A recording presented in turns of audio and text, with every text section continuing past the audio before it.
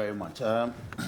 Let me state for the record that the NDC has been expectant of a Bawumia ticket. Expectant? Expectant. Why? Because that is the establishment candidate. For if you consider all the internal electoral arrangements, it was to favor only one person, that's Bawumia. So we have been prepared for him. And let the record again reflect. Bawumia made two. The then flag bearer of the NPP in 2015, President Akufo-Addo. He focused his attention. Well, no, now President Akufo-Addo. He focused his attention on His Excellency Pakwesi Emisata. That was what Bawumia did in this country. Every single lecture he organized in this country, he targeted Pakwesi Emisata. Why? Because he was the head of the economic management team to the president. And so the problems that he thought we were having at the time, he was not blaming His Excellency John Dramani Mahama too much. He was blaming the person who was put in charge of affairs. So what did he do? He organized a lecture and at the end of the day issued a communique and attached the content of the lecture by way of 170 questions and remitted it to the office of the then vice president to answer. It became a matter of national interest. Today, if you read the contents of that 170 questions, it's a total reflection of the man that is being sold to us today to be bought.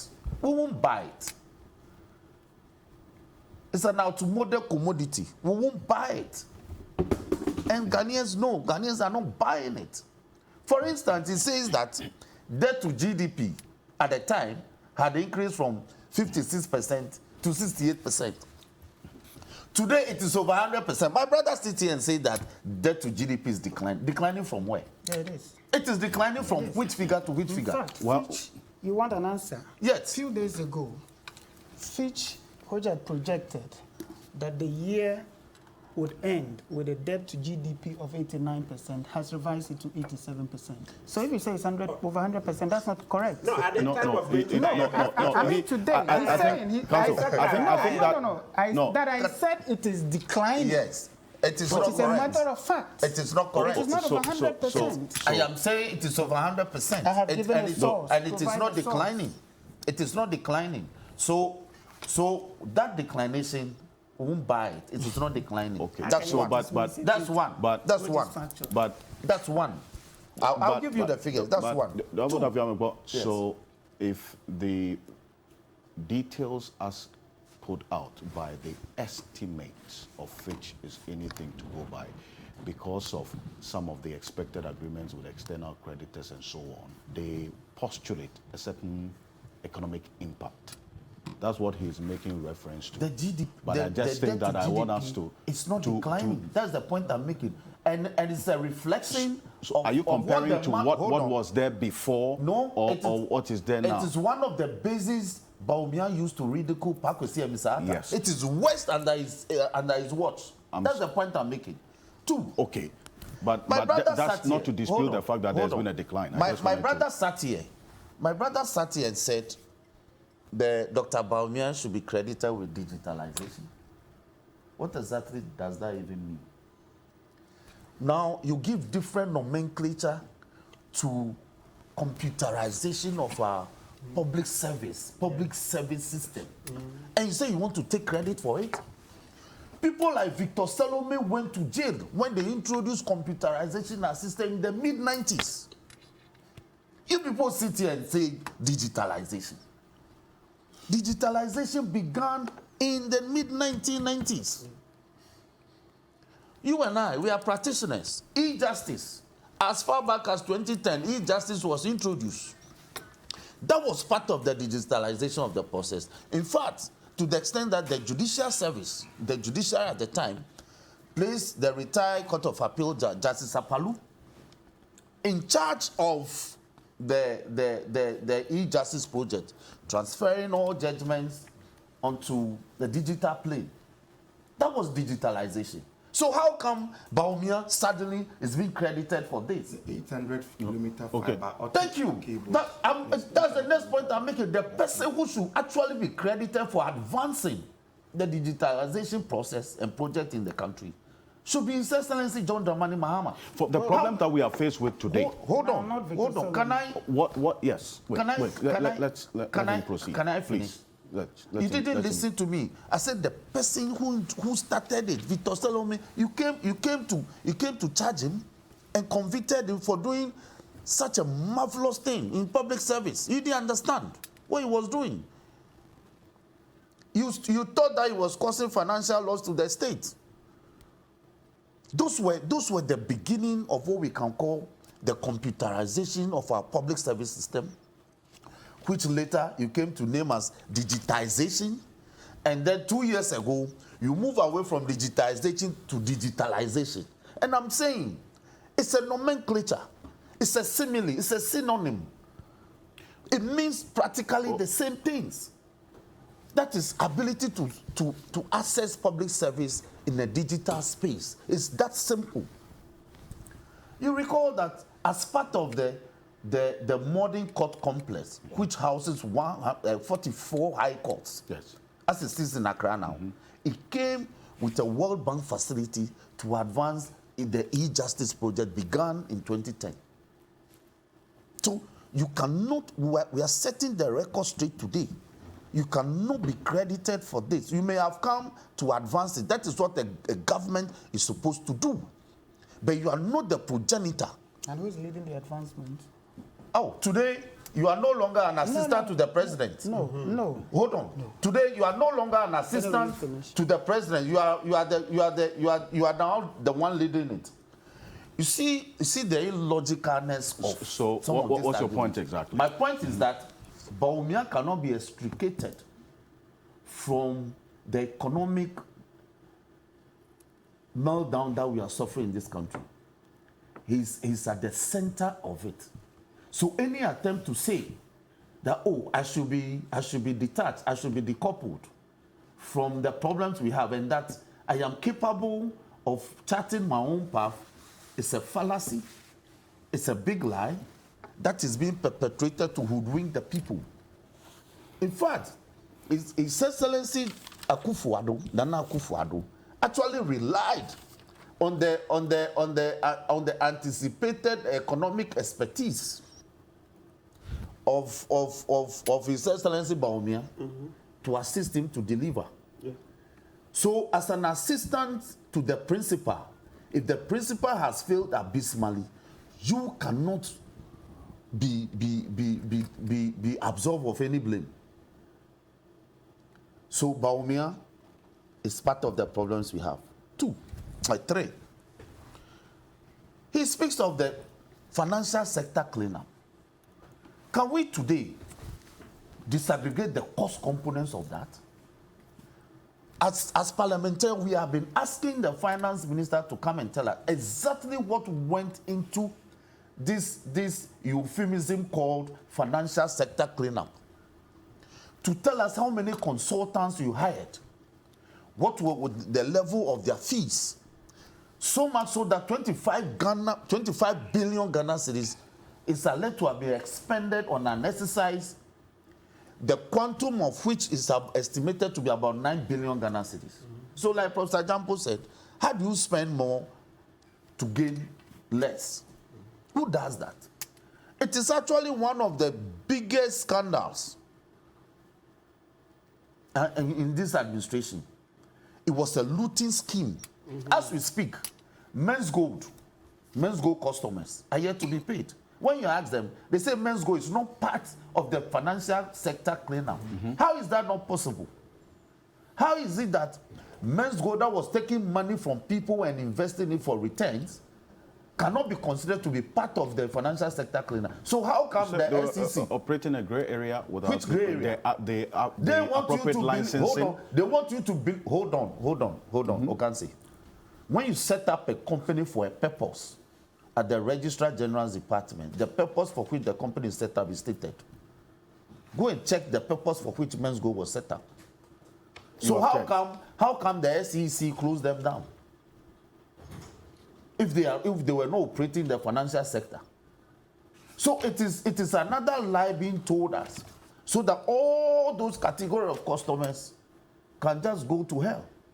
Meanwhile, the monies we are told that is been expended on the financial sector cleanup, the quantum of which is 9 billion, is in excess of 25 billion. So even if you don't want to consider them under that, can't you within that bracket consider those category of customers and pay them? So this matter will be a subject of a future inquiry, this financial sector cleanup, because the amount of money involved is mind-boggling, and they are not willing to tell you how that money was expended. So for me, I can safely say that. Has Parliament been briefed in full detail as to exactly? I have filed a question. You filed a question. I've filed a question since early this year. And it's not been not been answered. It's been remitted to the office of the finance minister. It's not come to answer it. I am asking, tell us the cost component, the breakdown cost elements for the 25 billion Ghana cedis expended, the nature of the expenditure. That is the only way that people will appreciate truly that 25 billion was spent in what they call euphemistically a financial sector cleanup. What exactly they clean up, we don't know. And like Prof said, it was done viciously. They targeted some companies and simply crushed them. There are some companies that are still operating that ought not to operate by the standard they set. But as we speak, they're operating. So as for Dr. Bawumia, data bank. Well, as for Dr. Bawumia, we are ready. So look, all we need is a generator. You're ready how? We are ready for him. All we need is a generator and a projector. Who will use his own voices to sync him. Then finally. But you have to wait. No. Let's explain. Sorry? You have to wait for him. What is he going to explain? That will read Okay. Let's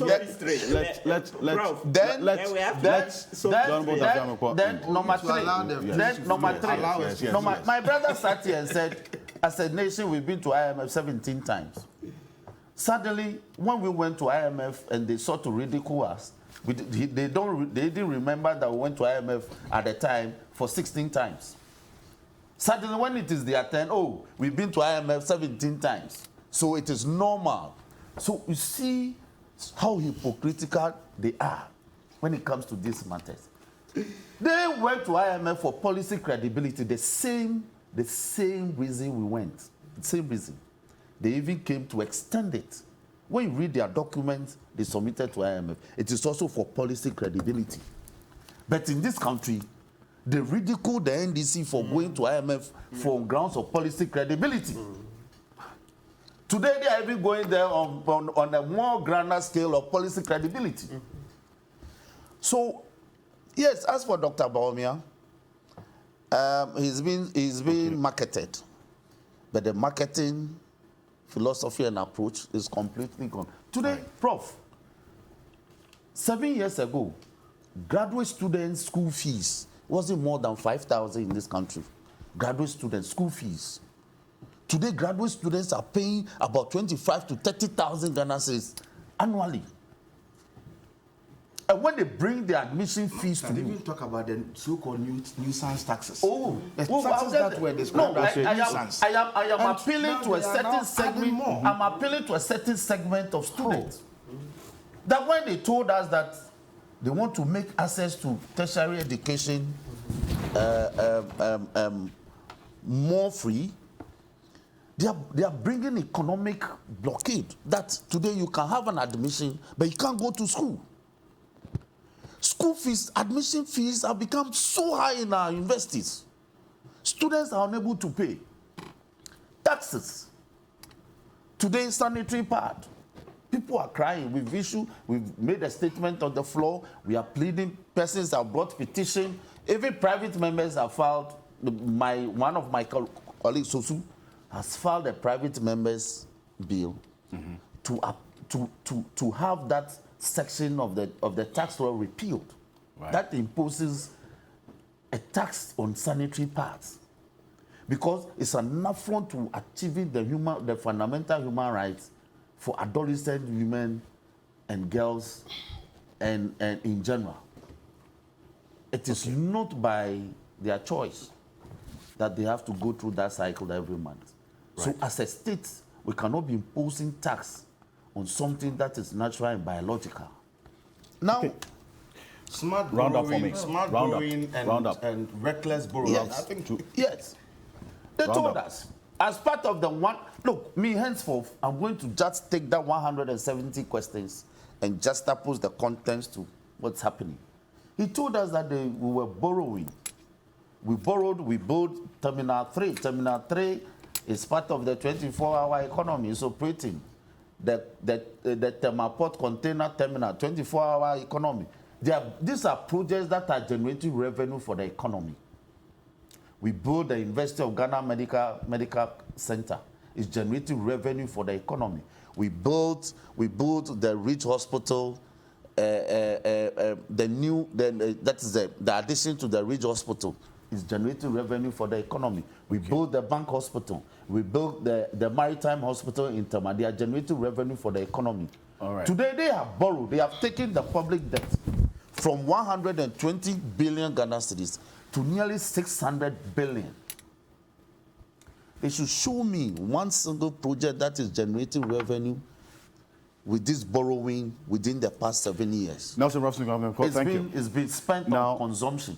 And before we go for this quick break, just to state a few things.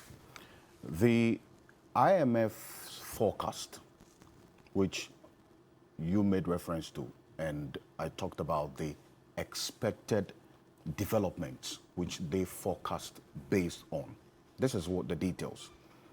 They forecast a decline in the Ghana's debt to GDP from 92.4 to 84.9 That's for the IMF. in 2023. I'm coming. Yeah. That's according to the, in fact, I'm reading the October 2023 Fiscal Monitor Report is what I'm reading now from the IMF's own website.